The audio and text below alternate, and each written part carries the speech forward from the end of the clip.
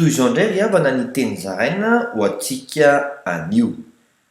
Mitady mpitarika matahotra azy marina ny tompo. Araka ny voasoratra ao amin'ny Exodosy toko 20 andiny fa 2 tapany voalohany vaky toy izao amin'ny anaran'i Jesosy hoe ary mizaha eo amin'ny olona rehetra izay lehilahy mahay sy matahotra an'Andriamanitra dia lehilahy marina izay tsy tia kolikoly. Ijoro Mosesy ao amin'ny Kristy mba hampahery ireo olony. Araka ny Exodosy toko 17 andiny fa 2 tapany voalohany vaky toy izao amin'ny anaran'i Jesosy hoe ary nasandratra Mosesy ny tanany dia nahery ny Israely satria tia ny androso ny fanjakany.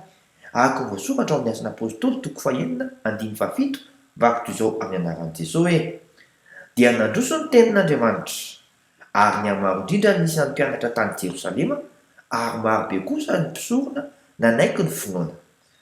Zay milaza hoe ity aho irao ao tompo. Mandram-pioana tompoko.